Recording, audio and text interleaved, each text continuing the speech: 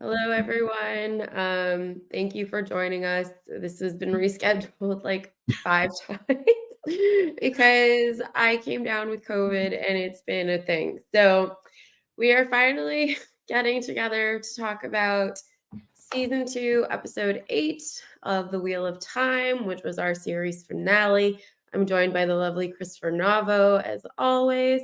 And if you are new to how we do things here, or if you're not new, then you know I always ask at the very beginning of our episode how Chris would have ranked the episode out of 10, just based on the little back and forth that he and I have. I have a feeling our discrepancy between our numbers will be vast tonight. So, what was your ranking out of 10? Hello, Elena. Hey, Elena. I had issues with the episode. I am sure we're gonna have a lot of similarities to what those were. Yep, Maybe I'm probably not going to be as harsh, I think, as you from our maybe. discussion. And I did enjoy it overall. So I did, but not as much as some of the other episodes. So I will say it's about a 7 for me. Yeah, 7 to I'm like a 7.5. 2. Wow. Okay. Yeah, I have a This is lot of gonna be a issues. fun conversation. I have a lot of issues. This was as bad. I agree. And this is something that Okay. Chris and I were talking about behind the scenes because holy moly, they cannot stick the landing for this show. Like, I don't know. Okay. I want to comment on something before we jump into the episode. Absolutely. Rafe is the writer for this episode, and Rafe was the writer for the season 1 finale as well. He should not be Right, be allowed to writing. write for the show. It's so bad. Yes, Elena, thank you. It was so, so bad. And he's proved that based on this season, when other people are writing, there is a semblance of a good show. There's still issues within the show that we've discussed, but he should not be allowed to write for television. Like, he just shouldn't, because the stuff that he puts out is garbage. But that's beside the point. So we had talked about what we had predicted being the cold open for this episode. And it's not exactly what we were anticipating, but I feel like it's somewhat in the vein of what we had been anticipating. So what did you think of the cold open? This was actually something I did not really like. Okay. I I I I guess I imagined something a little more dramatic than a bunch of like randos shielding Yeah. Ishi and then like him getting like sealed into this his own personal seal kind Right. of thing. So I felt I didn't feel a climatic thing against the worst channeler that ever existed. You know, I saw the betrayal a little bit in the facial thing. There's a very the thing I want to say, I think there's like this very bisexual thing with Ishi that I think just exists with him. I think Oh, he like yeah. I don't know if it's just the way the actor's playing him. I don't get this like brotherhood. I just get this like he's like in love with him kind of thing. Oh, really? And yeah, I don't know if it was just a weird vibe or not. And maybe that's just the way it came off for me. I again, part of me thinks they're mixing this Forsaken up with Damodred, which I Mhm. believe was more of a friend to Ran. I think he was actually more the friend to Ram, but he was always like second best at everything. So he kind of grew a little bit resentful of Ram because of that. I could be wrong, but I just feel like there's a combo here of two Forsaken. And I just wanted a little something grander when you're sealing him away in that thing. But I was Mhm. just reading this like ultimate betrayal from Ishi, which is why I had this like weird like vibe from him, like Mhm. he liked Luz a little more than just as a friend kind of thing. Mhm. I had issues with this as well because we know from the books that Ishmael isn't really sealed. In that he can leave for like 40 years at a time and he's not really sealed. So I was like, why are we showing them sealing him when we know that of all the Forsaken, this is probably not the one to show being sealed. Like, it didn't make sense to me. Like, I almost wish that if they had done it, that they would have showed the sealing of Landfear. Landfear, yeah. Because I feel like that would have had more of an implication because we've been building the whole season of the relationship between Luz and Landfear and then vis-a-vis Rand and Landfear. So I thought that it was very odd that this is the scene that they chose to show.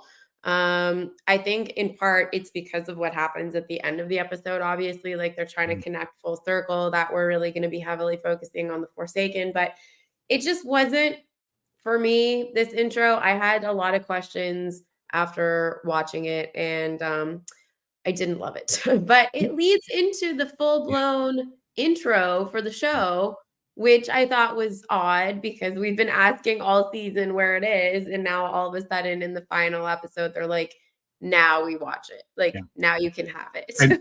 yeah, and thanks, Elena, for clearing that up. It was been a while since I've kind of like read the notes on the Forsaken, so I wasn't sure. But Mhm. um, okay, yeah, I it was odd that we finally got the full intro, and it was still the Aes Sedai intro, which was okay. I love the intro. I do too. Um, I think it's the yeah, best part of the I, show. that's sad. I yeah, it was an interesting choice. I'm like, why are we getting it now? Kind of Yeah. thing. But yeah, it is what it is. So yeah. I agree. And Elena, I agree. I don't know why we're being showed them being sealed. It's just it was stupid time fill, in my opinion. Um, They could have once again given us the prologue to Eye of the World and deliberately chose not to. So I I think what I'm noticing here is, and this is really big spoilers for later, and I'm not sure if you want me to say anything, it's but okay. Go ahead. um, with when Ishi comes back Hmm. um, into the new form of Moradin, I think the way the portraying him now is a little more how Moradin would be as compared to how Ishmael used to be, where That's we're fair. still missing that insanity, and I would have liked Yeah. to And we're not gonna get seen it. that, and we're never gonna get that, I don't think. No. I think it is the actor is doing an amazing job, and I just think it's just a direction that we're never gonna get, so I agree. And I agree, Elena. I actually went and watched and posted the Billy Zane thing after I was wildly disappointed by the finale. You don't think we're gonna get Morden? Interesting. I, They might kill off Ishmael, um but I don't think they will because we need Morden in the end. yeah, But he's um, essential for the for the ending. last battle, Yeah. in a memory of light. But we're getting ahead of ourselves here. Yep. So Absolutely. we see the Whitecloaks are back. Valda is back for like a split second. Um, I'm okay with the Whitecloaks showing up in the way that they're showing up, whatever. The main Whitecloak says something that I found confusing. He says, and I quote, "We have something they don't." And I don't know if that's their faith. Like, is that what he's implying? I Like That's faith? kind of my take. I was gonna ask you actually that same question. I had a question mark here. Okay. And I'm Um, assuming it was his faith, and they're so enthralled into the light that everything is right. about that. So I think that's kind of what he meant there is was the light, kind of thing. Sure. So that was my take on it too. I'm actually liking the not liking the light cloaks. You're not really supposed to like, Right. but I did like them in this last episode. I mean, maybe partly because they were technically fighting against the Sanchen, Mhm.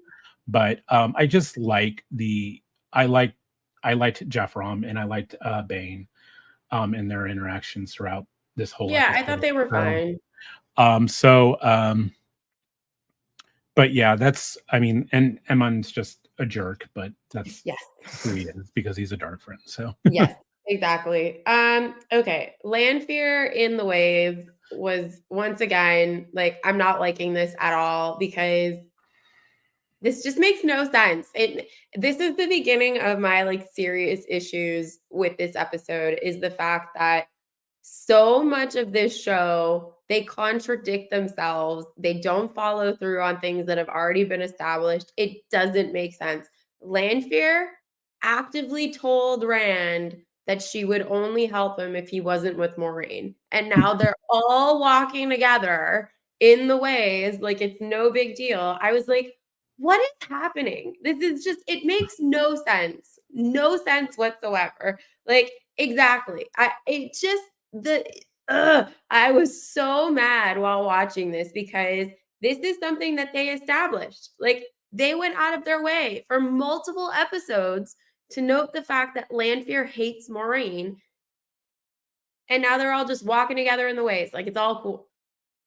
Yeah, like I said, I feel like there's just this like yeah, that part and this whole fact that Lorraine and Maureen just seem so nonchalant about it. I mean, Mhm. yeah, there's a weariness, but there should be more than that. I mean, Yeah.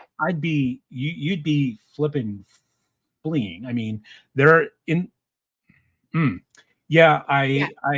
I'm not a fan of this whole like lackadaisical approach to thing. Well, why don't Yeah. you channel Moraine? I mean Right? Like, she has a stubbornness, and I mean we do get Landfear and Moraine interactions later book wise. We do get those where Moraine is fearless essentially against Landfear, but mhm. it takes all of her energy to do so, and they're not Right. having these buddy conversations. No, I mean, like, there's a significant event that needs to happen between Moraine and Mhm. Landfear, and I'm just like, So do you really? so do you feel so I've talked to some people about this, and they said this actually might strengthen that moment with Landfair and Moraine, and I don't agree with that, Maybe. but I don't really get that vibe personally because, okay, this is jumping ahead a little bit, but it's all interwoven with Landfear for this season and in this episode. They've done an okay job in asserting the fact that Landfear has different interests than Ishii, which that's very clear. Their goals, their end goals are not the same, and that's fine.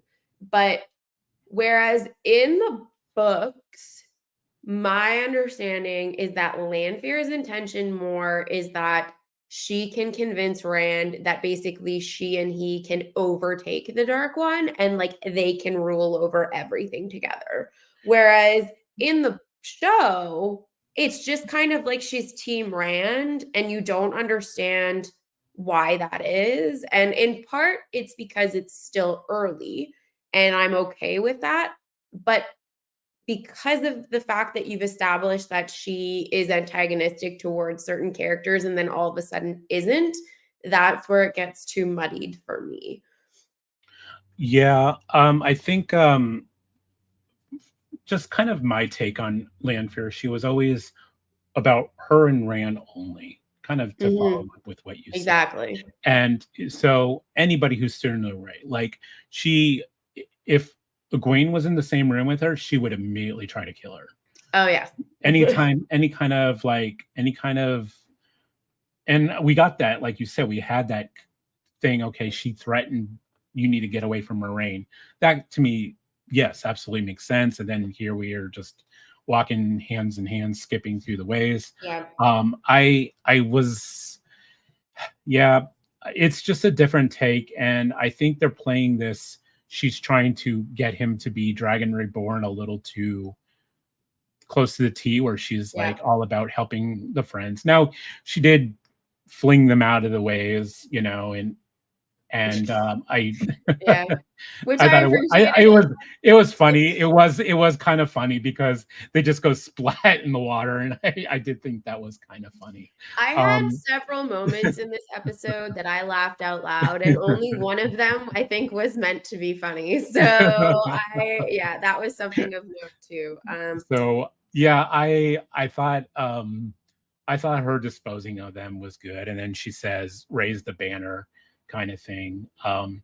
I mean, it's hard to tell because we didn't have this, we didn't have the this moment in the books to compare anything with. Mhm. So, we don't really know. So, Yeah. but Yeah. I think it's I'm just important glad to preface.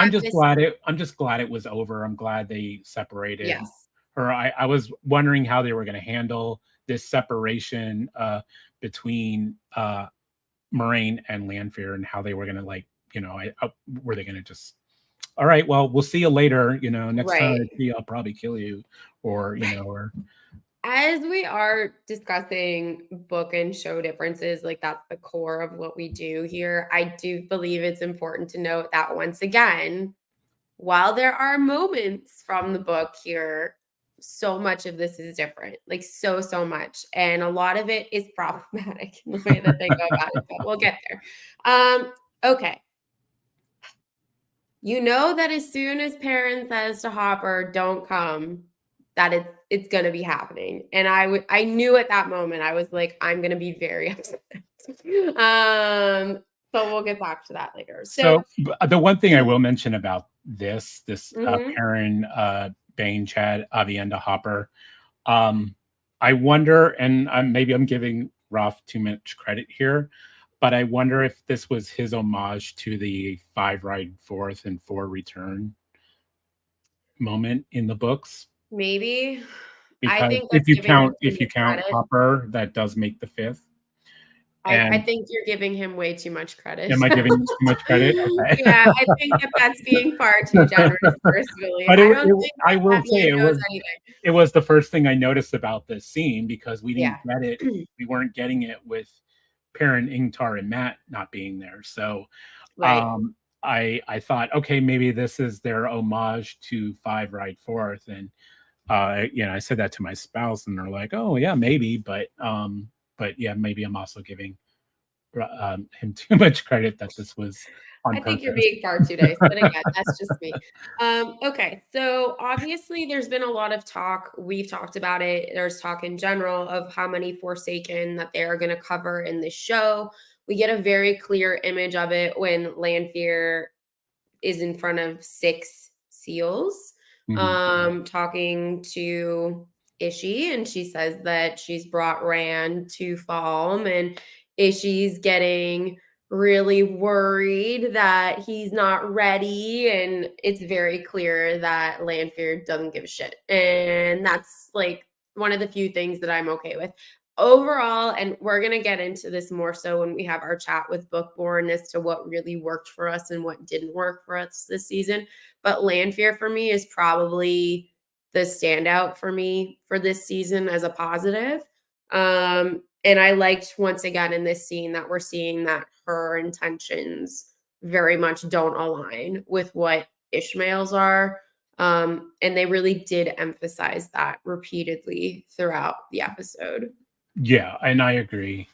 Yeah, true. But I mean, I wasn't really taking the philosophy like quite literally with the riding forth. Um, Elena, this is a good point. They were talking about how they were inseparable. So, once again, they're not following their own rules, um, but yeah. yeah. And I do want to go back to the original prologue. We did get our another mention of another named Forsaken. We did get Samuel. So Yeah. he is obviously going to be one of the 6. Um, but yeah, just establishing the this whole thing, especially later, Shamiel knows kind of now Lanfear's true intentions, and I Yeah. think he's he has second guesses, and he's like, well, why did I release you? I don't know if it was here or maybe later, but I think uh, it's in this scene, yeah, because then they, like, loving parents, they look at their baby seals, and they're just, like, there and whatever. It was very, very strange, but, um yeah, yeah, I agree. Selfishness is a good trait on Landfear, but I yeah, don't even it know is. if it's Yeah. selfishness. It's just she wants different things, I guess. I don't know. It could be described as selfishness. I never personally found it with that, but I could see definitely why someone would think that. That's a good question, Elena, but Mm. don't worry. We'll get to that because so much is explained when we get to the top of the tower, aka nothing is explained when we get to the top of the tower. Okay, so This is now the beginning of the Nynaeve Elayne extension, Egwene storyline. And I have so many problems with this. So many problems. And I'm jumping ahead. But because Rafe has a hard on for Egwene, they literally made it that having Nynaeve and Elayne in Falm is useless. Like, they serve no functionality of being there because in the books, they are the ones that free Rescue. Egwene by putting the collar on Renna.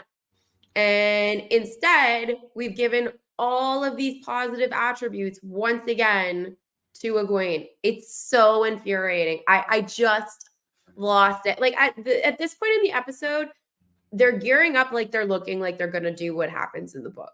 And I'm thinking, okay, that's good. You know, they're Mhm. sticking Yeah. on with what's supposed to happen here. They've got the collar on the Soldom that they captured, and they've figured out that they can control them that way. It's a bit different in the book than it is in the show with how Egwene, or not Egwene, excuse me, Nynaeve is manipulating her now Damane and all that kind of stuff.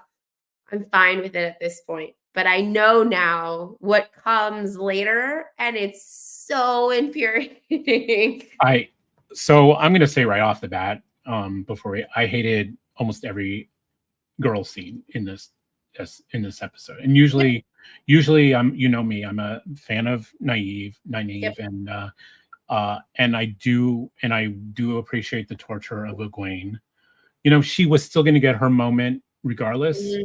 if Nynaeve rescued her or not, because she still gets to seek her revenge on Renna Yes. regardless. You know, in the book she gets to, and you know, in the show she would still got to here. Um, First problem I had is Nynaeve hates that device. She is all about healing. She is all about, Yep. you know, preservation of people's, you know, life. You know, and she finds life sacred, and that's her mantra, and that's how she was as a wisdom, and how, you know, Mhm. she eventually is really all about healing Yeah, in that's why she her becomes Yellow journey. Asha. So for her in the books, she detested the device. She was Yeah, all wanting to just crawl it off her hands and not do it. Here she's almost she's enjoying gleefully it. uh Yeah, what's her name, Seta. She is torturing Seta here, yeah, and I was not. I mean, Elaine was taking the role of Nynaeve in the yeah, books, where she looked disgusted and she looked yeah, on road, and I'm sure they both were in the books, but you know, this is a break of Nynaeve's character, and despite it being different from the show, you still established in the show that Nynaeve is a healer. Nynaeve wants to help people, and and I get it. The long term goal was to help Egwene, and yeah, so she had to put on this collar. But this is a very conflicting thing for Nynaeve in the yeah, books. And I liked that that played out in the books, that she was disgusted by doing this the yes, whole time, but she knew it was a necessity to get Egwene. And so, and you're right, this is an infuriating part for me as well, because all of this was for nothing. yeah. It was so pointless. Why have them in Falm so everyone can have that stupid moment at the end where they're all standing, "Hey, we're on a tower," at the end of the episode? That was the only reason to have them there. Like, I thought, okay, I'm getting ahead of myself. We'll get there Yeah. when we get to that part of the No, episode, but I you got me riled up now too. yeah, So because it sucked. It was so bad. Um, this is the last time I'm gonna say this. Rena, terrible actor. I'm sorry. She is not a good actor. I just couldn't buy the well, fact that this was like, you don't have to worry about her anymore. yeah, she did. I So actually thought she did really well with the scene where, I mean, we're getting ahead, but where the collar uh, scene, yeah, she gets caught. I thought she acted really well there. that was her best scene. I'll give her that, Mhm. but still not a favorite. I got Okay. it. So speaking of characters that have done things for questionable reasons that no one quite understands because Rafe, Padan Fain shows back up in this episode and has the dagger. Ishi says to him, "You gotta go give Matt the dagger." And from what we know of the dagger, you don't just give it up.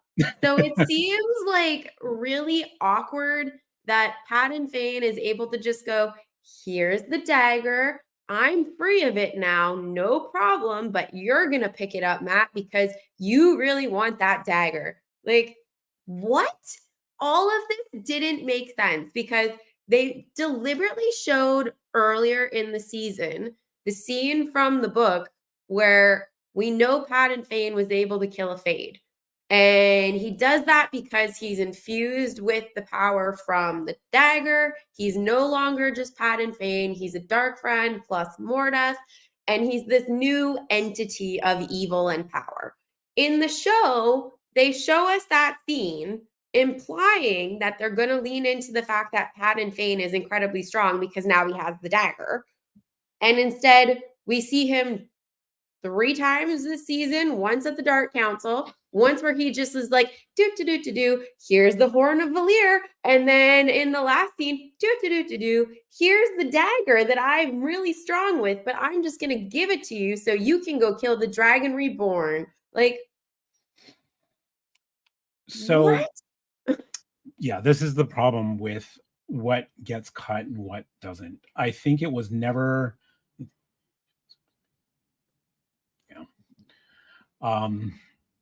I think there's a problem here with what the dagger still does, and I think it was a waste. Yeah, who said that? Elena. Yeah, Yeah. total waste. And there's a couple characters who get this treatment, and it's nothing against Padan Fain. I like his scenes. I wish we got more of Padan Fain. I like this different take. I'm glad they didn't go the Gollum route with him and like be all weird and like insane. Maybe he'll be that way later, which will make sense. Yep. But they never established the power of this dagger. And so if they explained that Mordeth is infused with him, therefore it's a little easier for Padan Fain to put that dagger down and walk away from it because he still has a connection to it without touching it constantly, whereas Matt still fighting the urge to pick that up. Padan Fain's already gone.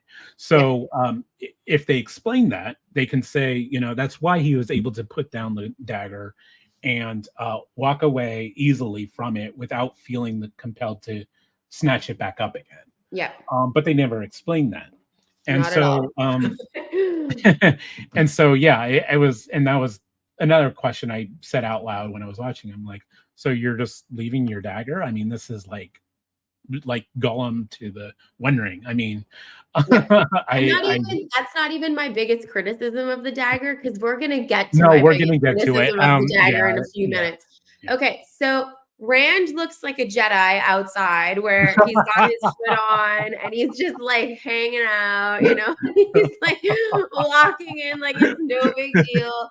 And I'm sitting here, Jabba's palace, right? Like, exactly. I'm stupidly thinking at this point, okay, we're gonna get the fight scene between Rand and Turok, and it's gonna be great.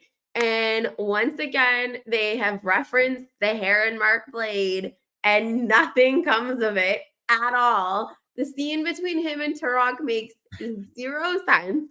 Turok goes ahead and mentions the blade. Rand all of a sudden is like Jedi Master of the One Power, and that he can like precisely do all of these things, having from what, like an episode and a half ago, basically begging Logan to like teach him how to use the One Power, that now all of a sudden he knows everything about the One Power? What? And there's not an effort made here. There's like 0 effort to this scene that exists. And I'm just like, okay, well, that was anticlimactic. I mean, I was never really invested in Turok anyway. But when you see that, I thought, oh, cool. When he did that move with the sword, I was like, all right, let's see some shit, And No, we didn't get Nothing. to see anything. No, we It was got just like a it's very like, quick "Hey, ending. hey, I gotta get all my friends to the tower, and we only have 45 minutes left of the show, so, you know, Exactly. you're in my way." One power daggers, boom. I was just like, okay, this is just whatever. Yeah.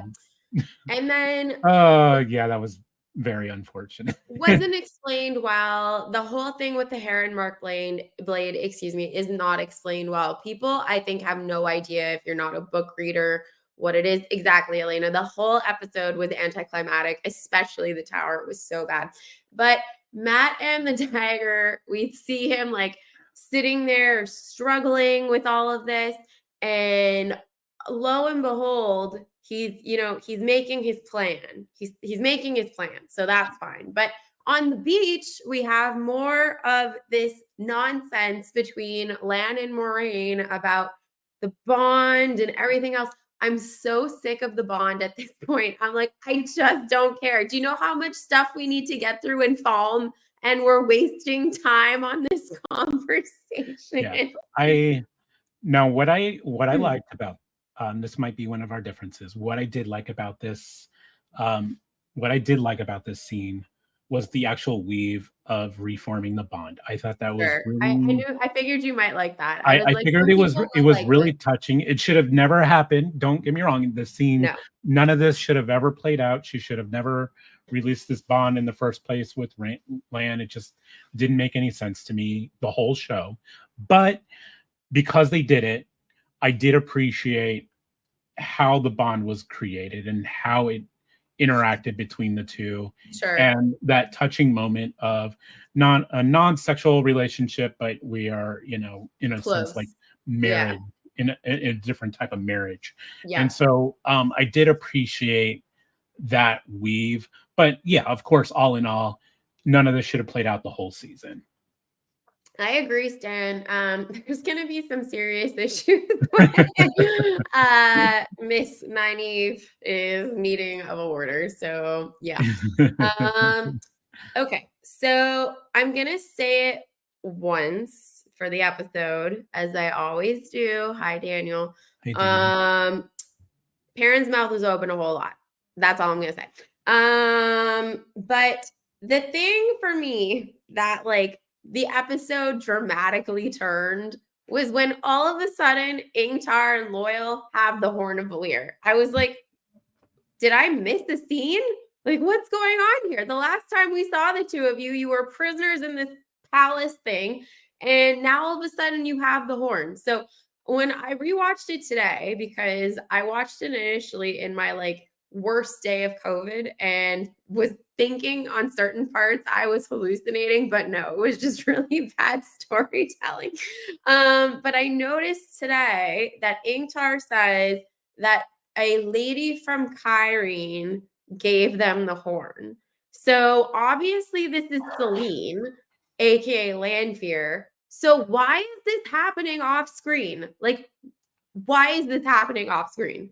So, and this is what I was probably going to bring up in our wrap up with Bookborn on Saturday, but the problem is this show runs with plot lines that we don't need, and then comes to scenes like this, which we would have liked to seen. We all we needed, all we needed was one scene, maybe five minutes long, of how they got the horn. We'd be more interested in Exactly. seeing this. We would be more interested on how they got the horn rather than, oh, I don't know, why isn't Marine eating my sandwiches anymore? Back in Right? time.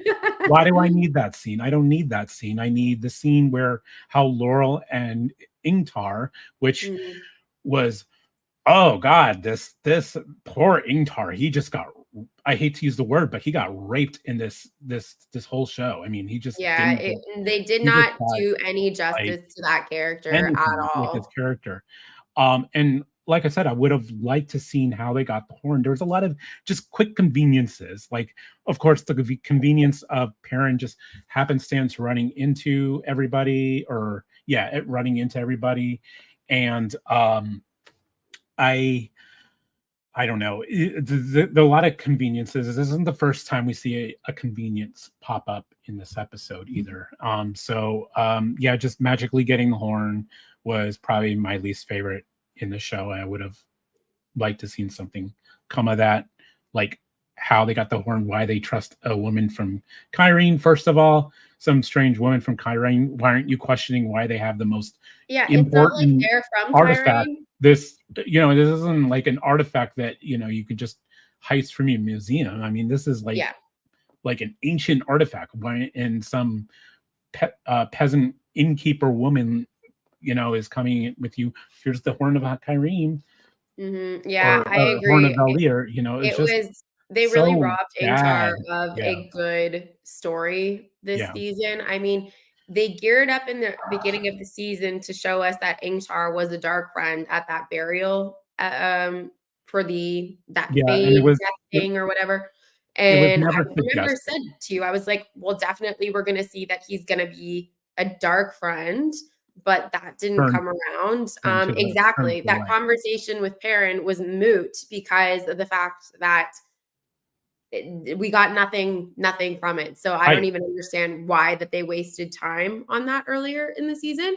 Yeah, But yeah, the whole I thing with the horn was just really, really frustrating. it was very frustrating. And then just Ingtar scenes himself. I just we never, maybe they never played with the Dark Friend. We don't even know because we never knew, because he never had that.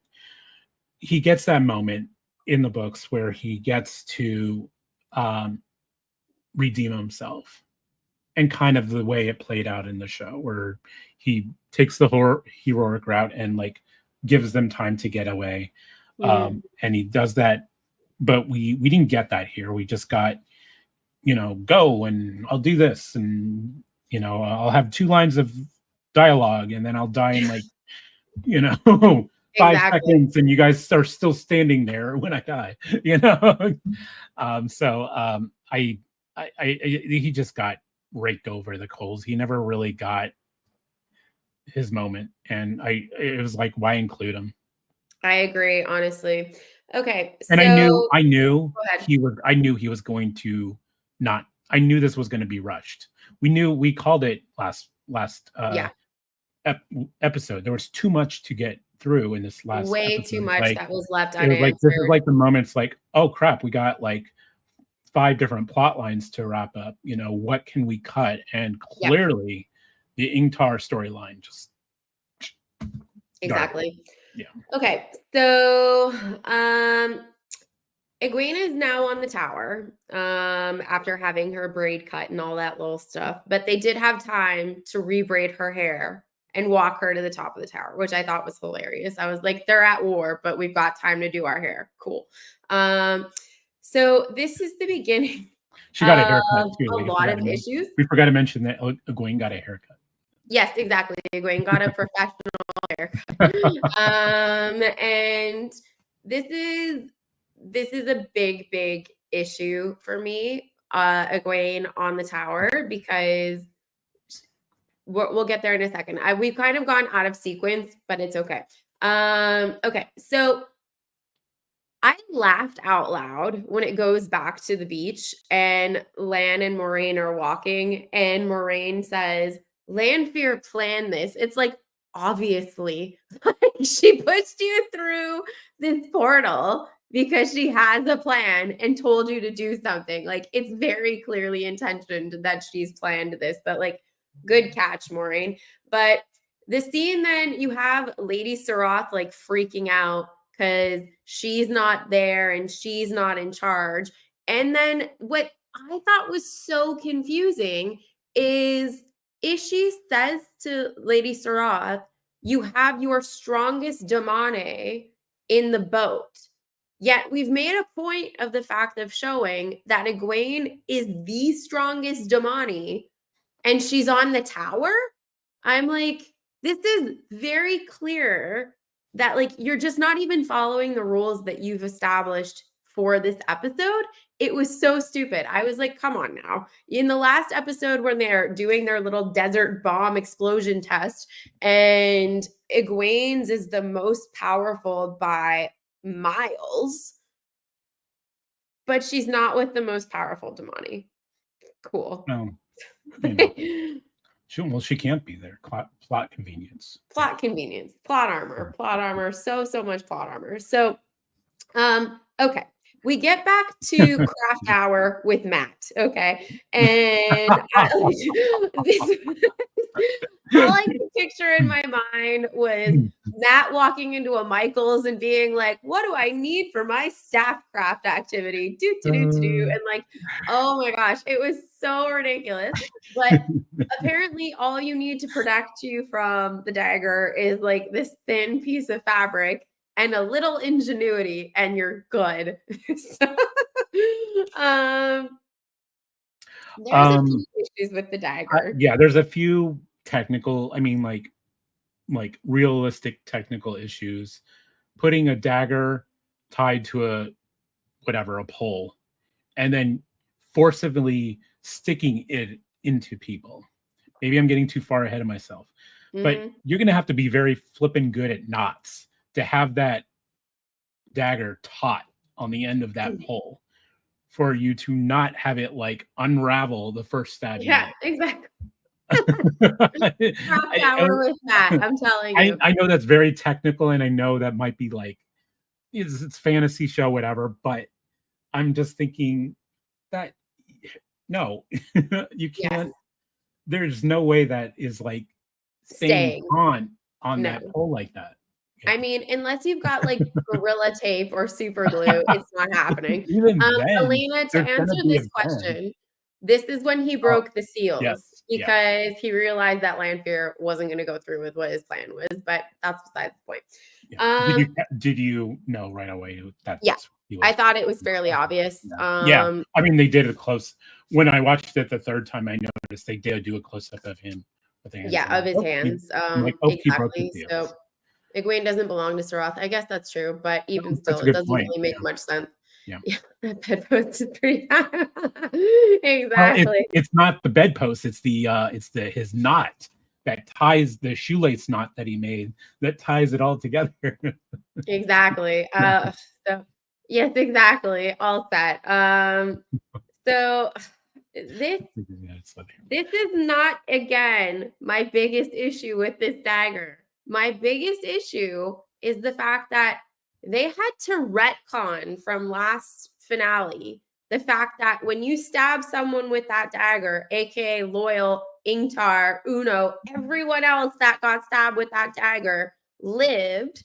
And now all of a sudden, when you get stabbed with that dagger, it like burns through you and people are dying instantaneously. Yeah. Powers have changed, Just it's not like we said. It was like, I agree. I'm okay. I'm all good. I'm very open, about me. I'm very open about changes that you want to make to a show. But it's kind of like when we write fantasy, we write our fantasy, and you can make up essentially your own rules. It's why I write fantasy, because I don't want to do a bunch of research on real places. Right. But the thing is, when you write something, you have to, once you make a rule, you should stick with your rule. Otherwise, you're going to lose faith in your readers. And it's kind of the same with shows. It's like, I'm okay with any changes you want to make. Granted, I wish you would stick a little more to the book material. Yes. But I digress. I, do what make these changes. I appreciate more Landfear and more Leandrin and all that. But keep your rule, Does the dagger kill people instantly or not? Yes or no. And that's exactly it. Like, and like you said, it's like, oh, we killed her. Oops, well, we stabbed our friends in the beginning. So let's not have the dagger insta kill anybody, So exactly. But this season, let's insta kill, Exactly. So that whole thing was very frustrating. I can see that, definitely. I do want to go back. We missed the Landfear and Doman Yes. thing about Landfear asking Doman to dump the seals in the ocean. Yeah. I thought that there was something very similar, I think, in the books about dumping something in the ocean. I think it was the collars and all that. I think those were Yeah. prominent. I think that was something about getting dumped in the ocean that they asked Bale to do.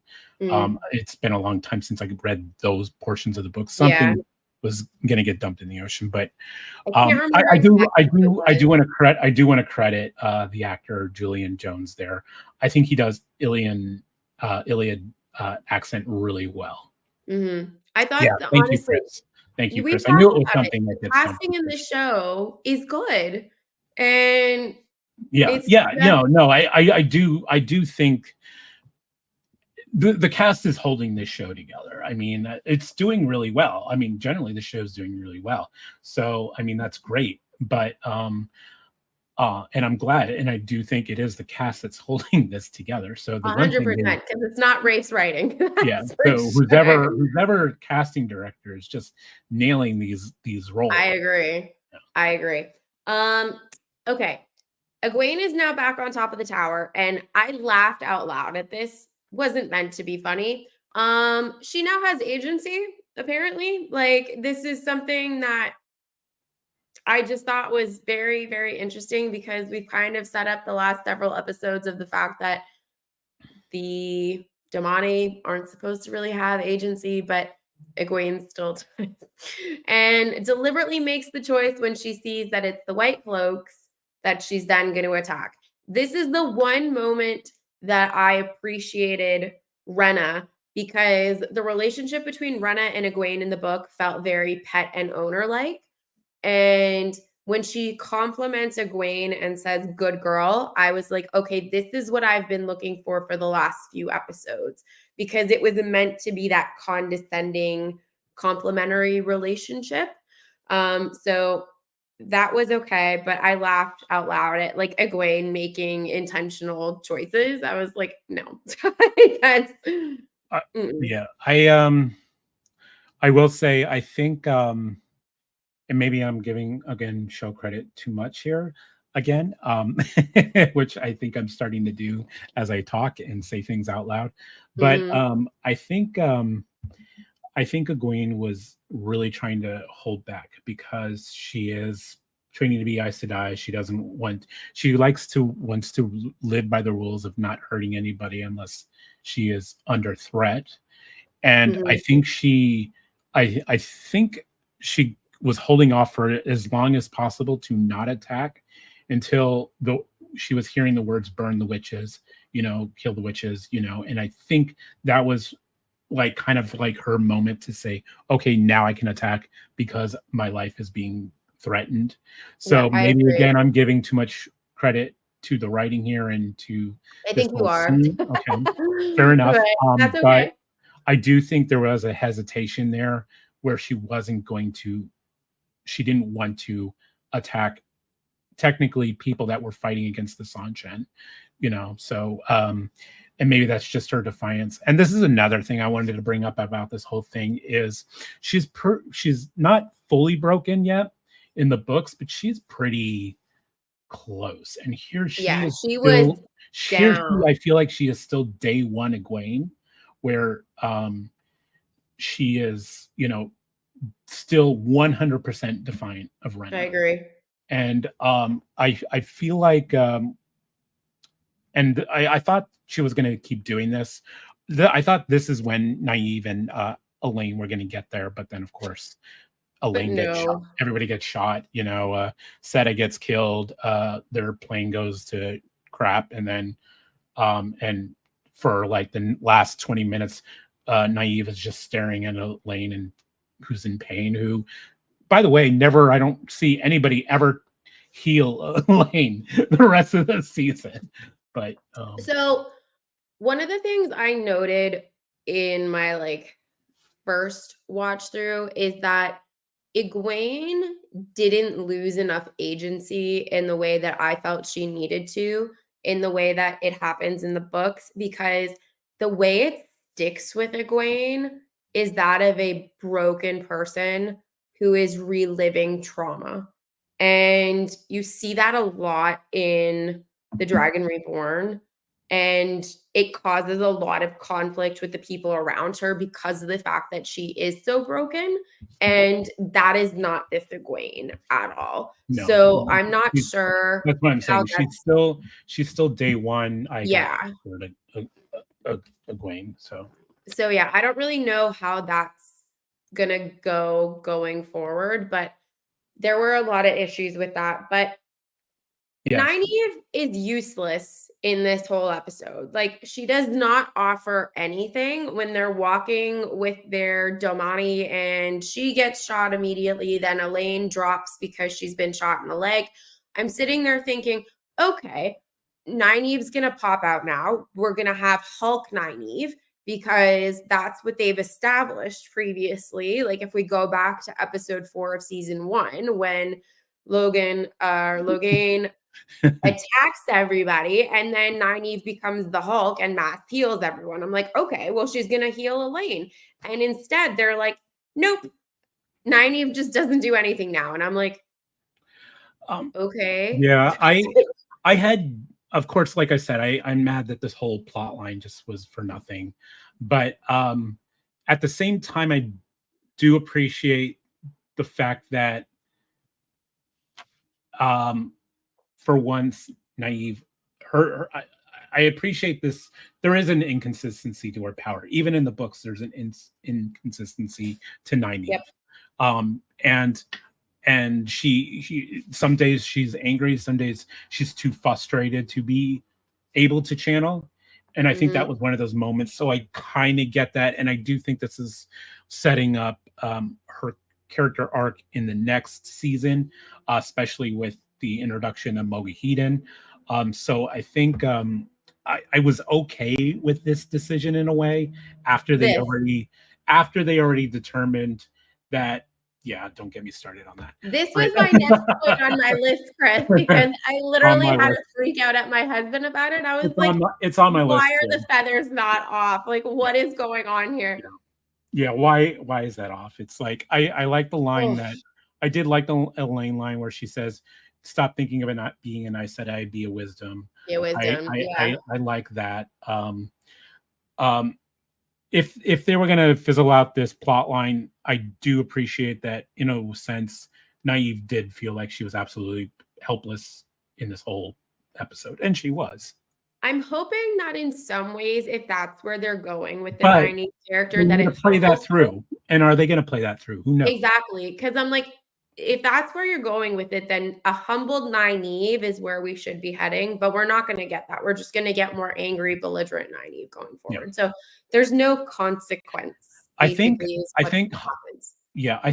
Nynaeve, humble Nynaeve, came too soon. Actually, she has a later interaction with Moghedien, for those who've read the book, sorry, but where she gets her butt kicked. And and that to me should have been that moment for Nynaeve to be humbled, because something else really interesting happens regarding some of the one of the heroes of the Horn. So because of her hubris and because of her pride. And so I think that should have been her humble moment. I think it came a little too soon in this. And like I said, I still would have liked to seen her rescue Egwene, because I am tired of Captain Marvel Egwene a little bit, So it's infuriating, but we'll get there. Okay, so a few things are now kind of simultaneously happening in the story, right? We see that Perrin is with our Aiel and Loyal and Masana, and they are walking through the town, and then all of a sudden Matt's there and they're reunited. I like this scene. The one scene There's one street in this town, and everybody's able to meet each other on this one street. On this one street. The one scene that was meant for me to laugh, and I did laugh, was that Rand's alive, but he's got shit Oh, shit hair. I was hair. like, Yes. yep. Yep. I have that written Definitely down. agree. His That's hair is the only bad. line I have. That's the only line I have for this scene. He has shit hair. Exactly. And while that's happening, the tower is being blown up on top, and now there's that. And then in the side plot, we've got Nynaeve and Elayne, and then Rand is like somewhere in Falm, and they're all there. Everything is happening. But everyone on the tower miraculously dies because of plot armor, except Rena and Rena and Egwene, Egwene. Nobody which else. And if you immediately I have issues with, yeah, because I I'm like, mean, come that on. rock, that catapult rock didn't seem to be as impactful as it shows when you're up there. Yeah. I mean, that is it just looked like a pebble compared to what actually happened up on the tower. And I don't know if it was just they ran out of CGI on that or what, but it was very like, No. okay, maybe some Dame got maybe knocked off the tower or got killed or Right. something from rubble. But yeah, to see everybody like completely wiped out, of course, except for R2, you know. Exactly. So here is my biggest issue with the collaring of Rena. Because despite the fact that they didn't give this job to Nynaeve and Elayne, as they should have, Mhm. collaring Rena is an aggressive action. Yep. And that is literally what they've said a Domani cannot do. They have a whole episode detailing about how Egwene cannot physically do anything that would hurt her soldom. Yep. So how does that work? It doesn't work, and that's the whole thing. They're saying I have nothing really to say about this because no. it shouldn't work. No, it's like they think their audience is really stupid because they're like, they're just gonna sit there and nod along and go, yep, that makes perfect sense. And I'm like, except it doesn't. None of this makes any sense because of the So fact that I'm like, explain it. So does Elaine's collaring now trump Rena's collaring? You know, is that how that works? Explain it. Explain how you're able to collar somebody who's already collared that you control. I need that explained to me. exactly. It just the thing that I can't get around is it's an aggressive action. I'm like, there's no other intention. It's not a kindness that she's Yeah. doing for Rena. And the one justification I saw of someone saying, okay, well, the double collaring works for Egwene because Egwene is stronger in the power than Rena. And I'm like, okay, but Rena shouldn't have a collar on. Yeah. So I'm like, it Egwene should have doesn't. not even been able to pick it up. It's like the pitch. It's like the picture. Yeah, it's the pitcher of water. Why is a pitcher of a water more dangerous than a collar that enslaves you? You know? It just none of that made any sense. The whole thing of why it worked in the book is because the other two girls are there. And I said it earlier, Rafe has this thing for Egwene. I don't understand why he feels that every important moment needs to be Egwene's. This wasn't, and this is still not the issue I have with Egwene in this episode. Nope, we're getting there because there's still more Egwene issues in this episode. So the double collar thing, I couldn't get behind it. This is a very clear distinction, though, between Book Egwene and Show Egwene, because Book Egwene makes the decision that leaving, Rena collared to be found collared is a fate worse than death and does not kill her. So I was really hoping that Show Egwene was going to do the same thing because we saw from Seta or whatever her name was that Nynaeve and Elayne collared, she desperately does not want to be seen with the collar on. And, she says, I can't go there. They'll see me, but we're just going to kill Rena. And that's the end of it. Because everyone's got to be on top of this tower. And we can't have, Rena just like hanging out in her collar there, whatever. Yep. Yeah, I know. Let's see. Does it work though, Daniel? I don't know. I see what you're saying. I still can't get behind it. Like I'm getting to be that Elena. I really am not loving Egwene and what they've done with and I honestly still forgave this plot line over later. So okay. We get to the worst scene of the episode. If you guys have watched from the get-go with Chris and I, with our season 1 chat, I've been very vocal that pet death of any kind is terrible for me. I can watch a million people die on screen and feel almost nothing. But the second that it is an animal, I lose it. Hopper's death was terrible. And the fact that they lingered on it for me was even worse. I was like, please, God, just stop. Like, as it was on the screen, I was like, oh no. Even though you knew it was coming. As terrible as it was, and that's why I'm wearing my shirt. Because I feel like it's my homage to Hopper. Yeah. I mean, we knew Hopper, if they were going to follow the books, and we knew Hopper was going to die. Yes. And the lingering. I mean, I know. I mean, you can clearly see this is not even a real dog at the close-ups. Were not a real dog. I don't care. They were CGI'd because now the far shots are definitely a real dog. Dog. You can tell the difference in size and all that from the CGI one, and I'll admit, the first time I saw it, it did spark the emotion, and as morbid as it sounds, I did appreciate that.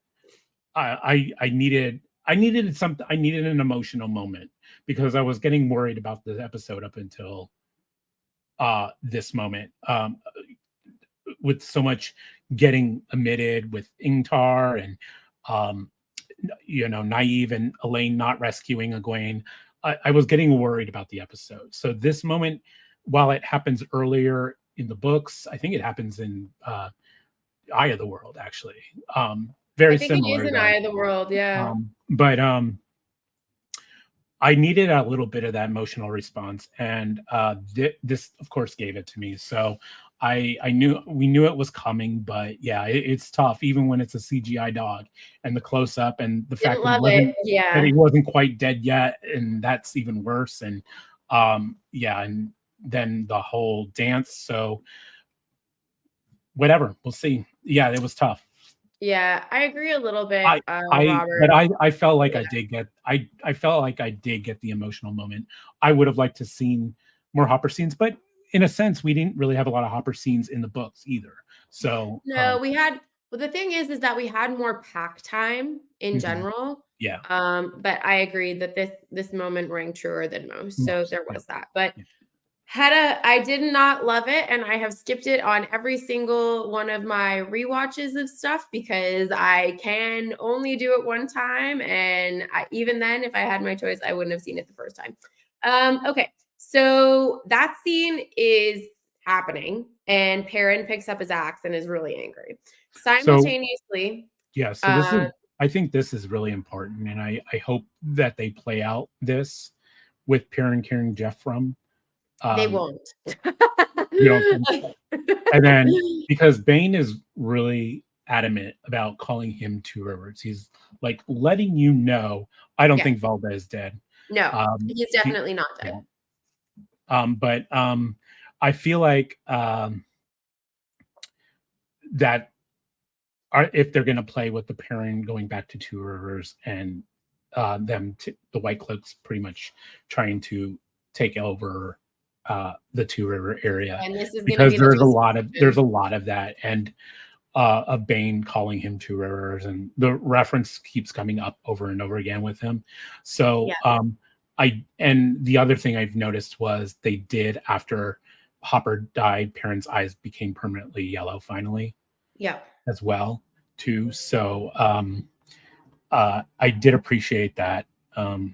As tough as the scene was, I appreciate the scene. It was my, like I said, I'm a lover of the books, so having these scenes very familiar, play out very familiar to how they play out in the books was really kind of. I mean, it does play out a little different. I don't think Bane is present when Perrin kills Mhm. Ephraim, but I still Yeah. appreciate it. I agree, Daniel, that yeah, you mostly get to know him in the dream world. I can't even begin to attempt to pronounce that word, so I'm not going to. So I'm just going to say dream world, but yes, 100%. Hello. And So yeah, go ahead. no, I'll say it in the wrap up because there's going to be something else in there too. So yeah. Okay. Um, all right. So at this point, we now have. Can you not do that? Thank you. Okay, if you're gonna come here, just come here. We have our boy Matt running off to go see Rand to give him the horn. And at this point, you're like, Matt's got the horn. It's gonna happen, right? Um, a little side note, the horn is the ugliest horn I've ever seen. I don't know who thought that this was like what the Horn of Valere should look like, but I was like, this is just hideous. This whole scene, you and I differ on it because you really liked it. I had issues with it. My major issue being that we are doing a big disservice to Matt's character. Because book Matt is not a hero of the horn. He's a hero in his own right, but he's not a hero of the horn. And they're changing that up dramatically. And they are now giving him memories that happen much later for book Matt. So they are once again robbing Matt of some really great moments from the book in this like cheap thrill moment, in my opinion. I will say I did like how the heroes of the horn appeared. I like that we saw Arthur Hawkwing, we saw Bridget. I didn't love that Uno is a hero of the horn. I didn't need it because Uno shouldn't be dead. Um, but what did you think of this moment? So I will agree. I think Matt seems a little too heroic at this moment of his Mhm. character growth, and I don't think that to me seemed plausible or real at this point, especially with the way the show has been developing Matt. He's been very lackadaisical. If he was this hero, one, he would have traveled. He would have said hello to Egwene, and at the tower, he would have traveled with Rand through the ways with Moraine and Lan, instead of like hiding underneath wherever he was when he was supposed to rendezvous with Rand. Yeah. All these heroic moments never played out periodically, and then suddenly to me, the horn should have been a more. It was a desperation point, and I do think you see that play out. I do the way the heroes presented themselves. There was that cheesy moment with him, like that a little bit. It was a little bit of cheese, but not Yeah. too much.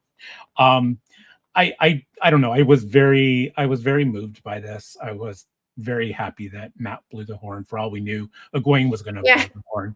So I Yeah, mean, exactly. I Egwene, mean, why hero not? of the horn. Yeah.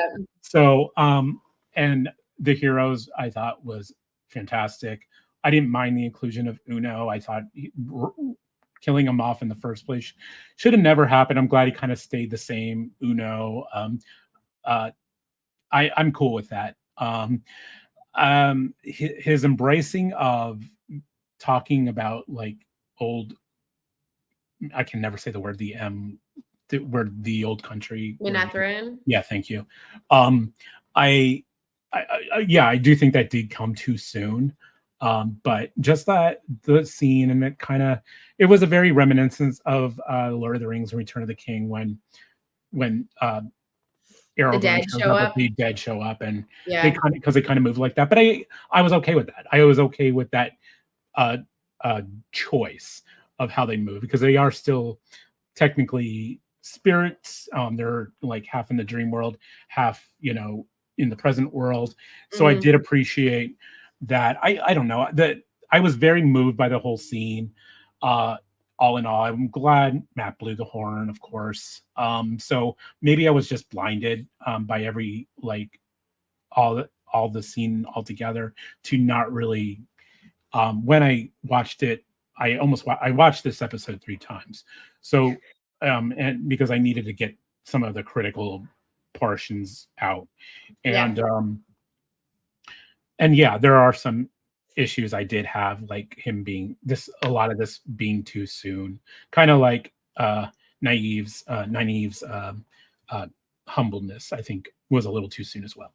But otherwise, I was pretty cool with it. Yeah, I liked the way that they moved, specifically because I was like, they're not technically here. They are, but they're not. So Mhm. I like that they're differentiating. They can move quickly. It's not how I pictured it in the book with them fighting. I was like, I'm fine with how they're moving. My issues were solely with Matt, like really, because He would never lead a charge that early in his character. no, no, he would not. There's just I don't know why these I don't know why Rafe, I'm just gonna say Rafe, honestly, hates giving male characters their due, because those scenes with Matt in future books are so good and so important for his character that it just doesn't make sense why you're eliminating all of these key things. I get that some things need to be altered for book to television translation, but Matt's weapon of choice is a big thing for Matt, and I have a feeling that that might not be coming.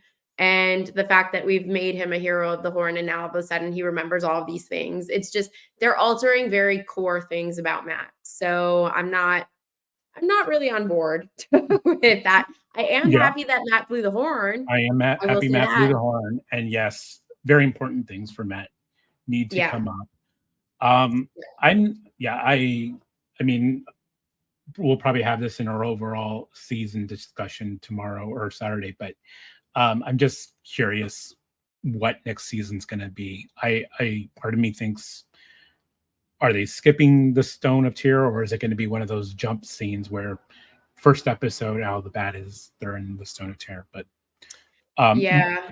That'll be a yeah, question. definitely curious where do they go with Matt, and maybe we'll get these scenes, but it's definitely a Gwen focus for sure. Yes. So, as I think it was Chris said, Matt knows where Rand is due to his internal GPS of Taviran, clearly, and runs to the top of the tower, sees that Ishi and Rand are engaged in this conversation, and lo and behold, Min's prophecy comes to fruition because Rand gets hit with the dagger. Um, and unlike the people earlier in the episode, doesn't immediately drop dead, but this is seemingly how Rand is going to get his unhealing wound in the show compared to the book. So It was that's different. it was Padan Fain who gave him that, right? The wound in the books, right? I I believe believe so. so. Yeah. I God, can't fully remember. I should have researched that, but I was going to research that before I got on here today, but I Daniel, Chris, or someone, let us know if Padan Fain does give Rand his wound that doesn't heal.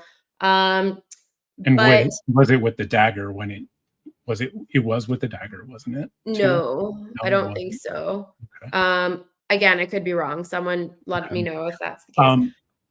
Um, I I don't know. I didn't he gets this wound regardless.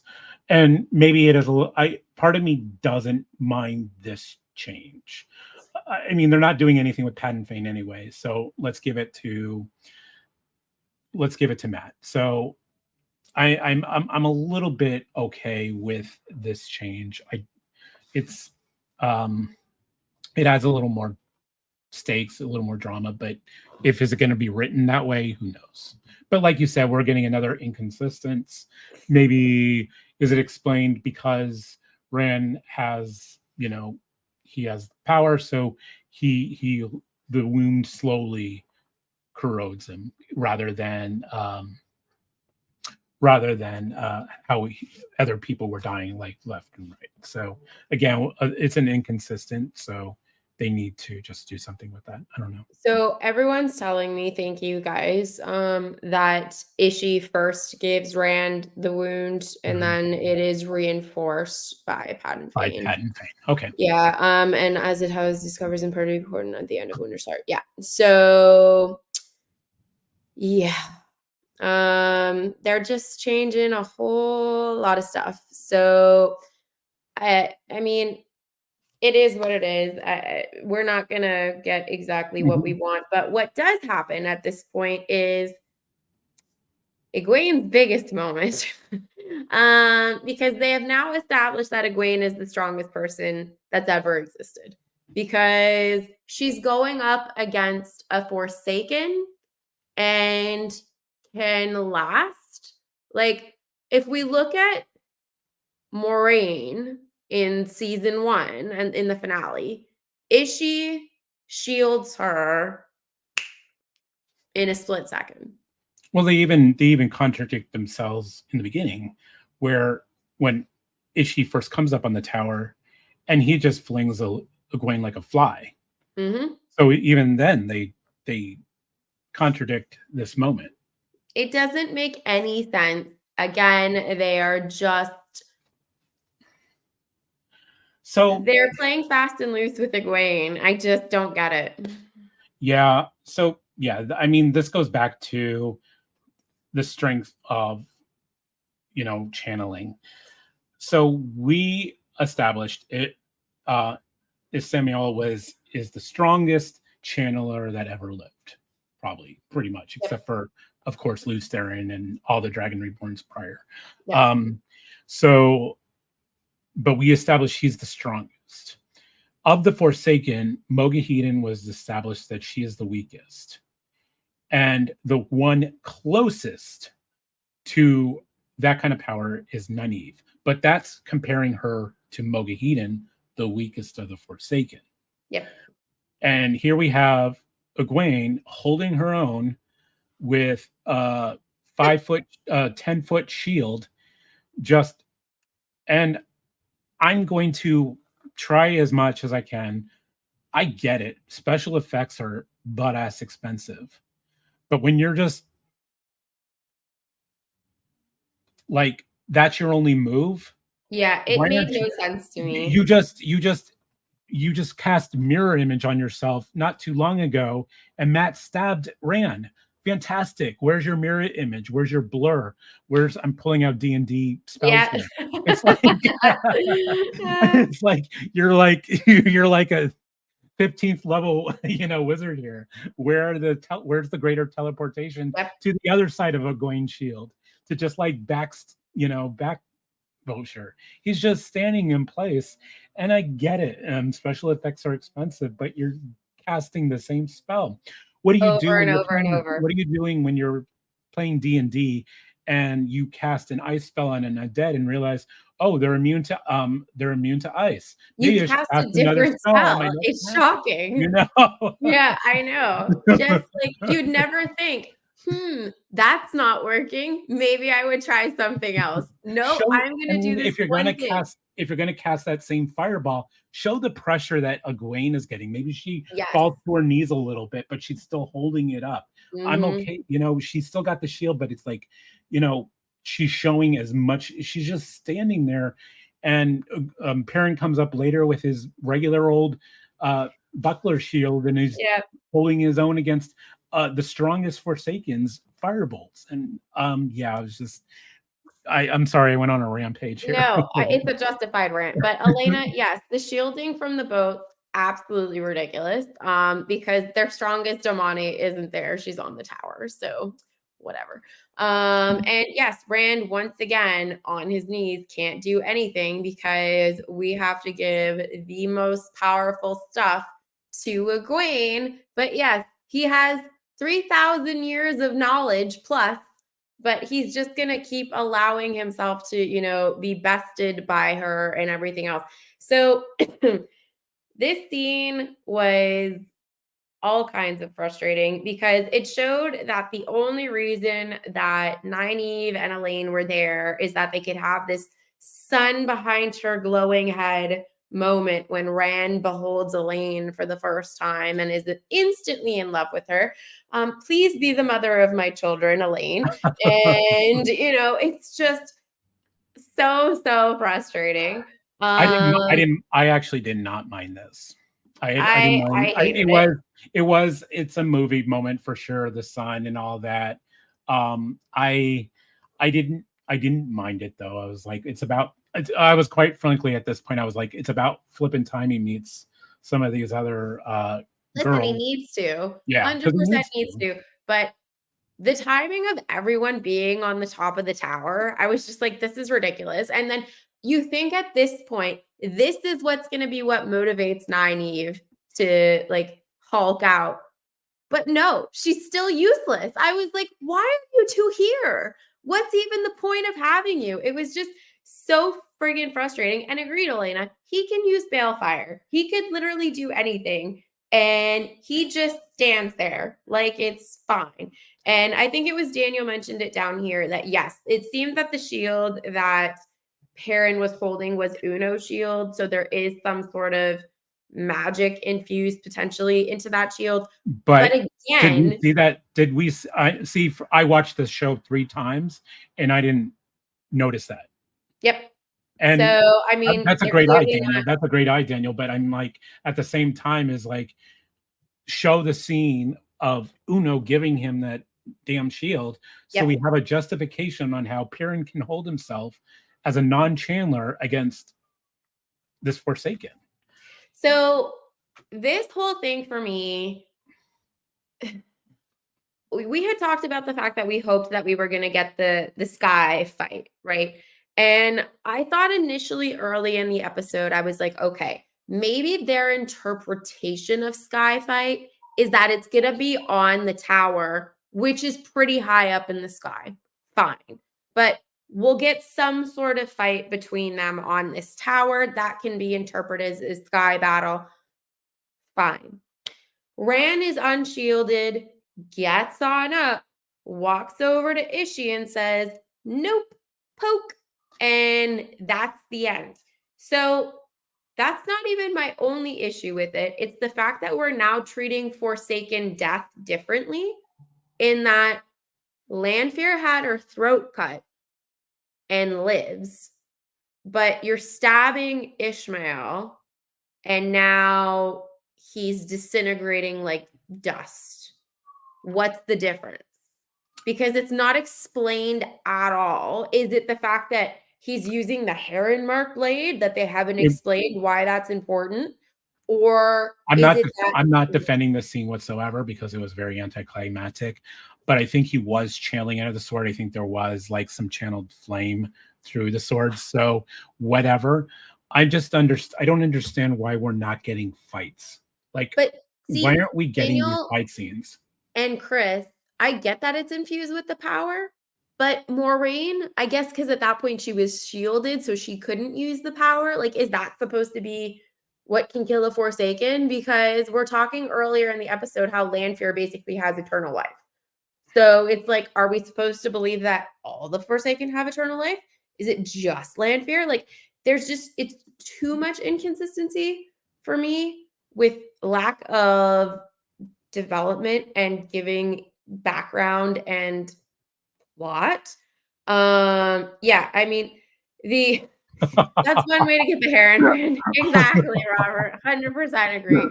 And once again, we now have the heron literally marking Rand, and you haven't told the audience why this mark is important. Yeah.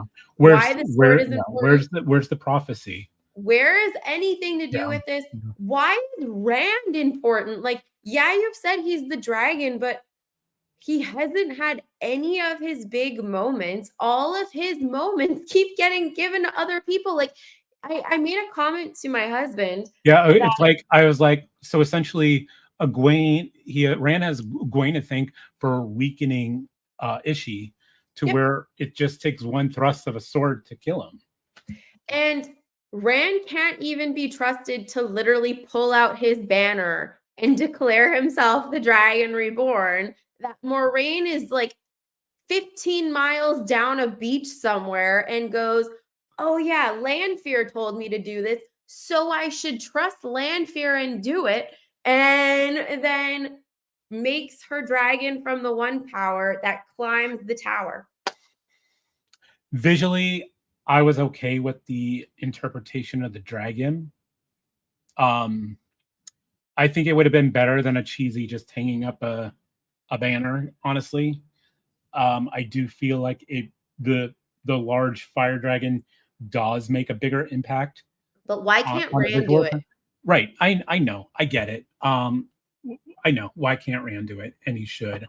I think having Moraine's moment should have been stopping the Sanchen on the boats. That was fine. I was cool with that. You know, that helped break the shield off of Rand. That was Moraine's moment. Done. Mhm. You know. Now here's Rand's moment. Rand didn't get a moment. He got the final thrust. It's like D&D reference here. Your barbarian is just wailing on the final villain, and then I cast like a level 1 ray of frost to with the last Yep. 3 hit points off the boss, and that's pretty much what Rand did. You know. I also asked this question, Chris. I was like, why are people cheering? This means that he's gonna break the world and most of you are gonna die. Like, this made no sense to me. Um, and we have the end of the episode with everyone just standing happily on top of the tower. Like, they're the new Fellowship of the Ring, they're the Fellowship of Rand. And that's the main episode. Okay. I did appreciate there was 2 parts of that final I did appreciate. I appreciate this is, you know, hopefully some foreshadowing for what's to come. I appreciate Avienda saying the Karahan or their version of the Dragon Dracarn. Reborn. Yep. I did appreciate that. I appreciate that you saw tears in Masima's eyes. Hopefully that is his like kind of like where he kind of goes cuckoo and Insane. Yeah. starts becoming a prophet. I like that character. I've always He's enjoyed an the character. interesting character. Um, and I hope to see more of that. So I do appreciate those a couple of moments. What did you think of like when Ishi died and he said it's beautiful, and then what Rand saw, and he said nothing. He saw nothing, and So here's the thing. Ishi from the book and what it seemed like they were trying to do in the show, Ishmael was a philosopher. And he understood that despite the fact that the wheel having 7 spokes to represent the 7 ages, it really didn't have 7 ages. The wheel just kept going and going and going. And he's the one that really realizes this. And he comes to the realization and says, the dark one needs to win just one time. And the wheel's broken. And then we can free everyone from this burden of being reborn over and over and over. So, initial Ishmael, in many ways, thinks he's doing the right thing, right? By supporting the dark one. And we kind of get that inferred a little bit in this episode when he's talking to Padan Fain. And basically, they say, like, we need him to break the wheel, implying that the only way we can break the cycle is if Rand turns to the dark and the dark one wins. Ishmael doesn't want to live. Like, that's kind of his whole point, right? Is that he wants to break the wheel so that everyone doesn't have to keep living.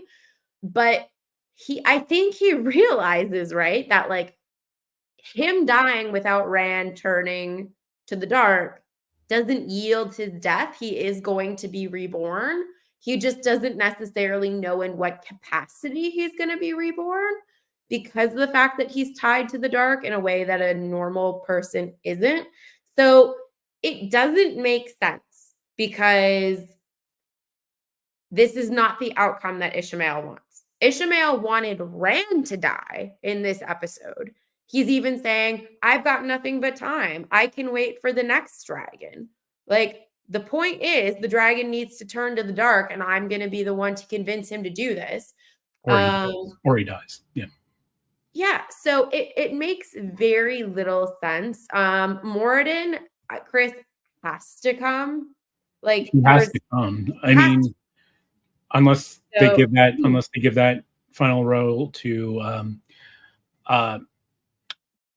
Damodred, but Damodred is so late in the books, like very so late. He's not really there till the end. Yeah, and which was always reason why I considered cutting him from the 8 because he's so late in the books, and they could easily give him to maybe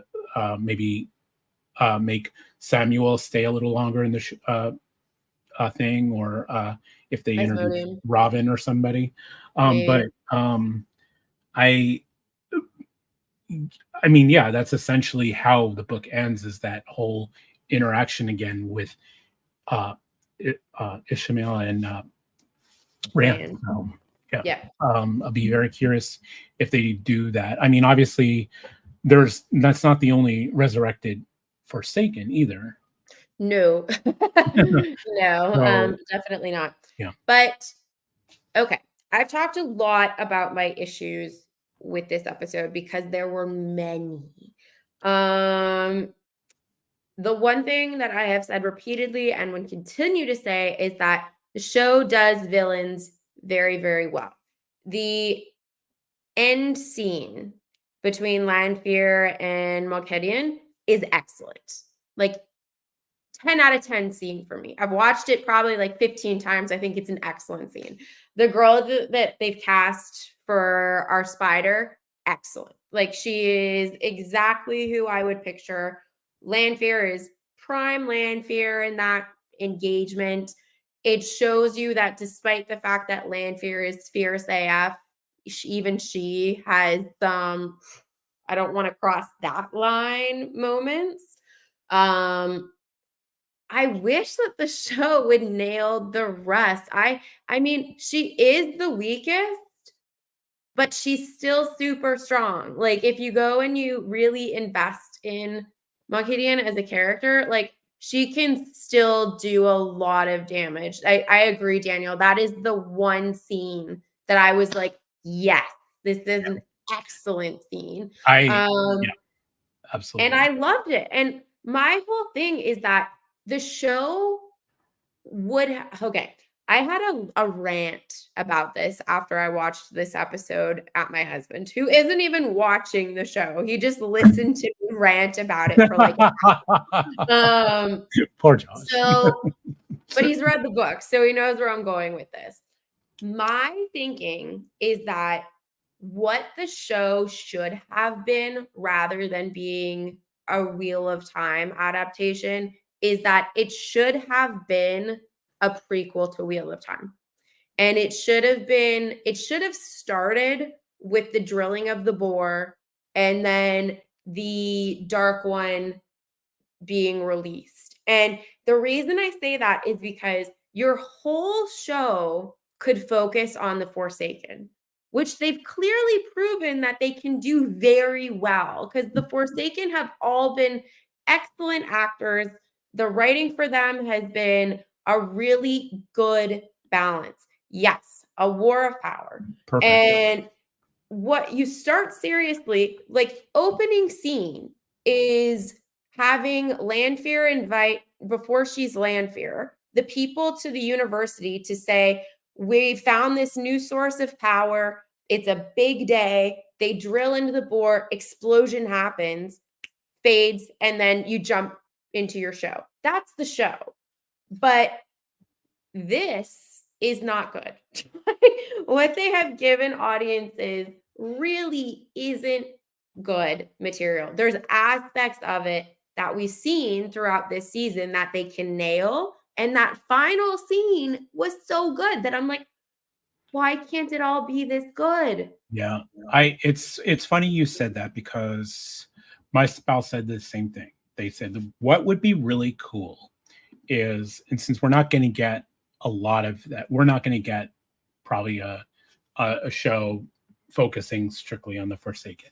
But what we can hope for is maybe some of those introduction scenes prior to the title screen of those scenes you were just talking about, of Landfear research, of Mogi Heaton's turn to the dark, Yeah. um, to the dark side. Each Forsaken getting that prequel moment of what made them, bad and what made them turn to uh, the dark one. I would love one for each of these Forsaken. See the competition play out between Samuel and Luz Theron, things of that sort. I would love that. Yeah, absolutely. This whole scene just gave me chills, and for me to have the shivers because one, well, I mean, they took. I'm kind of glad they took the spider theme of Moga Heaton almost literally, where Loved she it. actually Loved it so uses much. where her weaves are actual spider webs. Webs. Yeah. Brilliant, brilliant choice there. I love the fact that they took that literally of her spider persona. The one thing I want to point out, Elena said, I kind of agree. In the real world, I think Moga Heaton would be very cautious with Landfear. She knows her strength is probably not as good. In the world of dreams, Moga Heaton standing up to Landfear, absolutely, because that's where Moga Heaton's strongest. And even Landfear says, I would not even go up again. I think there's a point where Yeah. Landfear admits that in the world of dreams, Moga Heaton rules over Yeah. and even Landfear doesn't have full control like Moga Heaton does in the world of dreams. Mhm. And this is going back a little bit to what I wanted to mention about Hopper. I I think this is the final time where we really need to explore that. We have Super Egwene, who is also a dreamer. So she's Yeah. going to probably start establishing her connection to the world of dreams. Um, where one of the wise ones calls to her to come to the waste. Um, Hopefully scenes with Hopper, and then of course Mogi Heaton, being a very prominent player in the world of dreams and how she manipulates and moves in her own right with her own power. Great casting choice. I almost also did get a little bit of a Masana feel to her as well. So I Fair. do think there is a little bit of that meld there. She did have kind of that like that librarian feel to her. So I'm wondering if there is going to be a little bit of Masana, who we've kind of determined would probably be one of the Forsaken cut from the Yeah. show. I'll be curious if we're right on that, but I don't think her Yeah. I don't think her place of prominence is the tower. At least Yeah. kind of from my indication. I think I she's would all agree with I that. think she's all World of Dreams is kind of like her domain where she stays because that's where she has the most power and Well, where she can stand her own against the other Forsaken. I think, and this is Daniel and I seem to be in alignment here. Girlfriend is good when she's given time to properly plan something. We don't know how much time Landfear has been out of that room. Like, Mhm. Moghedian is a strategist. That was Right. basically her job, right? She was a financial strategist before she turned to the dark. And even then, she worked both sides for a really long time. Mhm. Even though she is more cautious than someone like Lanfear or Robin, she is she's still not someone you really want to screw around with. And girlfriend's mad. Like she's Yeah. real mad. And So I like that there might be taking a little bit more direct approach with her. She said, mhm, because she even says softly, softly from the shadows. yeah, That's what you say about me, So right. I'm gonna prove you wrong, that I'm not, you know, she's calculating. She's Yeah. still, I think she's still going to be that calculating person, but I think she will have that a little more. I think they will show a little more prominent with her being a little less fearful than how Book Moraine or Book Mogaheden is Mhm. in the books, where she is a little more fearful. She is still very cautious on the way she moves. But there's a reason, and I think there was a lastability to her in the books because she played the cautious game. I mean, yeah, she's one of the few at the end, right? So, I I mean, think she's the only one. so she's not the only one. Grendel? So okay. This is very spoilery. So if people haven't gotten Yeah. to A Memory of Light and or don't want to know about it, I'm gonna give you 5 seconds to do it now. 5, 4, 3, 2, 1. Okay. So Moghedian is alive, but she's collared at the end, Collared. Yeah, right? she's collared in the end. Yeah. Yes. So Grendel is alive. But she's She old and like she she's kind of belongs really to ruthless. Aviendha. Yeah. She's like charmed in a way that she belongs to Aviendha, I believe. And Sanderson confirmed that Landfear is actually still alive.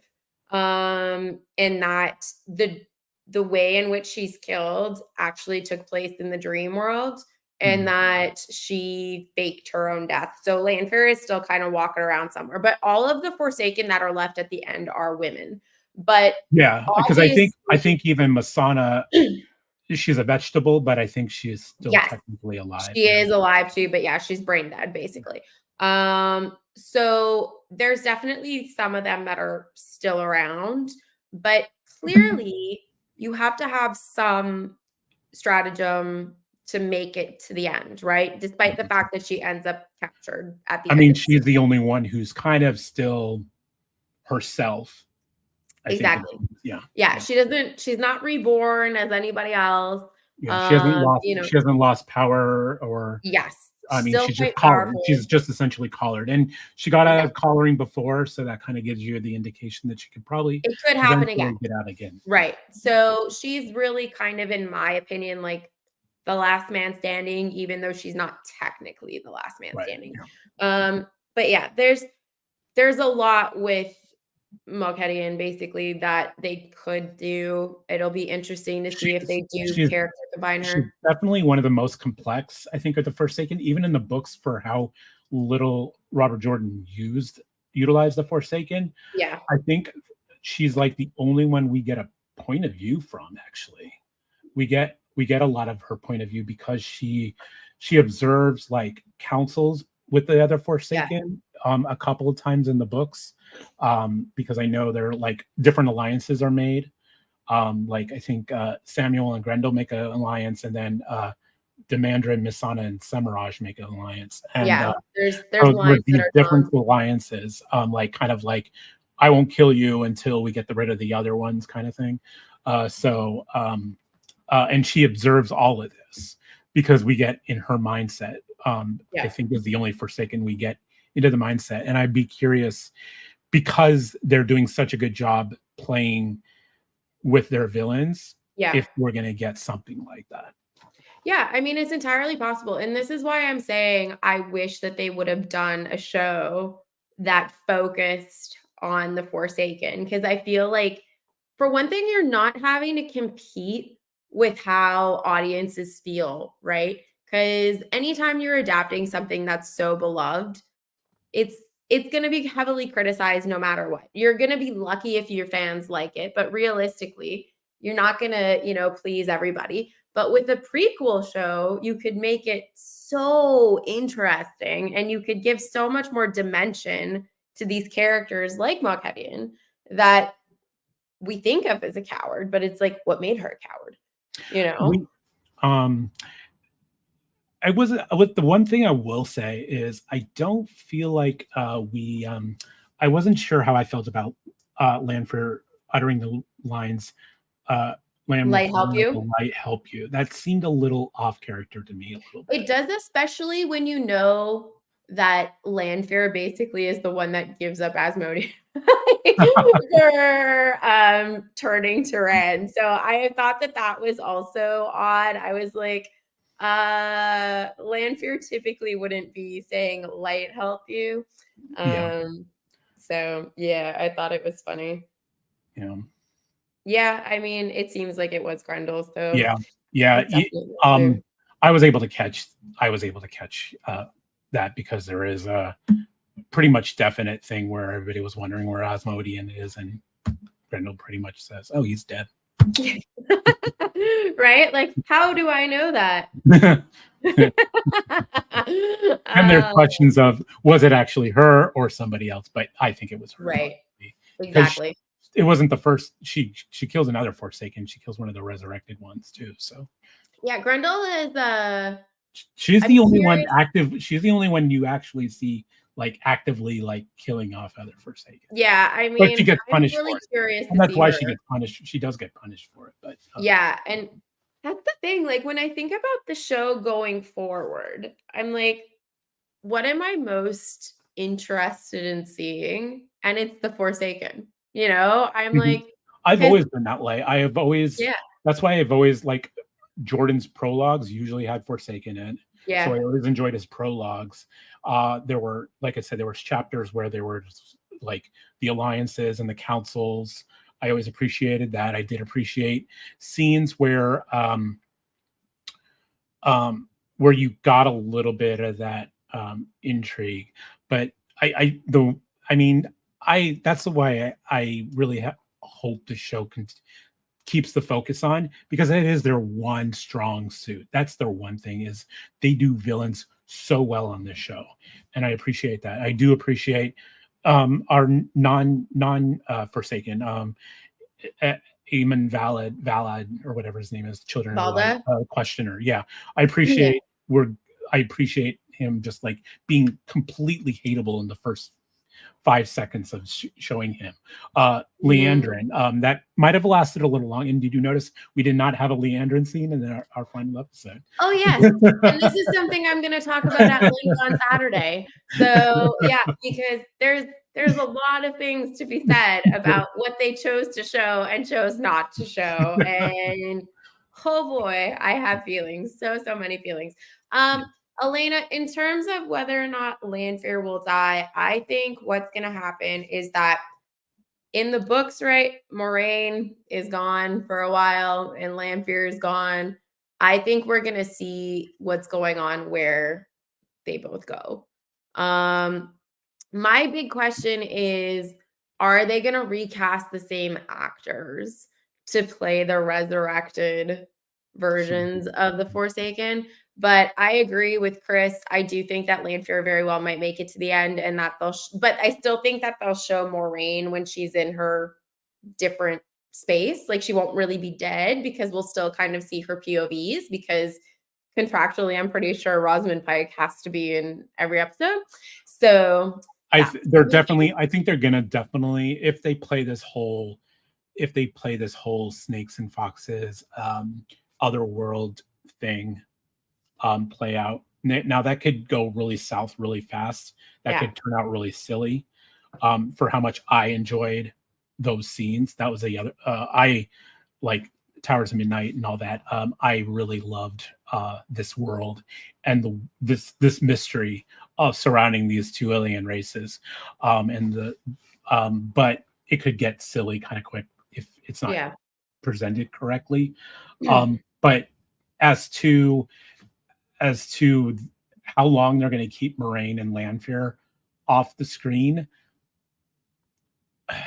maybe I, I don't think it would go a whole season. No, I think maybe 3 episodes, maybe. But I that would think they're gonna probably be I think at they're gonna most. bring them back prematurely, both of them. Well, especially Landfield. Landfield comes back in the books a lot earlier than Moraine does. Moraine doesn't come back into like book 11, and I Right. think Landfield comes back in like 8 or something, like 7 or 8. She's only gone for like maybe at the most 3, but Yeah. it's not as long as Moraine. Moraine's almost not back until the very end of the series. Yeah. If you see whiskers, yeah, my cat's getting hungry. Could you not do that, please? Hey, thank Yeah. you. Come here. Um, As we were saying, we are going to be having an end of season wrap up discussion. That's going to be happening this Saturday at 8 o'clock Eastern, 5 p.m. Pacific. Bookborn is going to be joining us, which is going to be really fun. She has lots to say on Wheel of Time. If you watch her channel, hopefully you guys are watching her videos because they're excellent. She's actually how I got into BookTube, because the first video I ever saw of BookTube was her comparing Wheel of Time, the show, to the books. And my husband and I thought we really liked how she covered it, because she had a lot of the same criticisms that we had of the show, but I feel that she's very fair. So that will be a very fun conversation. I hope that you all can join us for that. Don't force yourself to rewatch this terrible show to join us for that conversation, but please do come with your thoughts and opinions, because we will be happy to discuss them.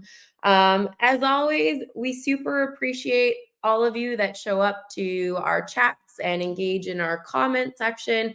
It's made this experience even more fun. I asked Chris on a whim to do this with me because I wanted to watch and discuss Wheel of Time, and I'm so grateful that I did, because we've gotten to know each other better. And it's just been really fun to have this to do every week. But we have had a good time. Maybe we'll have to find another show that we were talking about One Piece, because Piece, neither of us read the graphic novel, so we would be approaching the show strictly blind. Yes. So One Piece might be the next thing that we cover. Or if you have any suggestions for us of things that we should do, drop them down in the comments below. If you're watching us on a rewatch, let us know what you thought of the finale of Wheel of Time. Is your rating still a 7 after we've talked about it? Have I brought you down? Yeah, it probably went down. Okay. You know, I did have. You're not at a 2. I didn't realize how much I actually because I had some ragey moments, didn't I? I had some moments where I just went off the handle. I mean, the whole Egwene superpower Egwene friends, and it's like, just why do we need everybody else? Just have Egwene do everything, kind of thing. Chris, you're more generous than me. Mine was a 2. I think it would end up in the 6 range. There are still moments that pleased me so much that they held the thing together for me. Yeah, and of course that would be Matt blowing the horn. I got emotional with Hopper. So when you get an emotion for me like that, because I'm usually pretty, I've worked in retail, so I'm very dead inside. So, getting an emotional response for me, because I'm kind of like you. I'm very sympathetic when anytime I watch a war movie. It's like, oh, the horse. Oh man, the horse, I'm the same way. I'm always like, what about the animals? Elena, I don't blame you. I really don't blame you. Sorry, I just think this was so much better than end of episode or season. Oh, I really don't. I feel like they're so on par with each other. Episode 8. It's gonna take a lot for me to get lower than season 1, episode 8. That was just a giant mess to me. Oh, for me, they are both equally messy. The messes are just this had some redeeming moments. Moghedien, Landfear. I mean, I will say, Moghedien, I thought excellent way to finish the episode.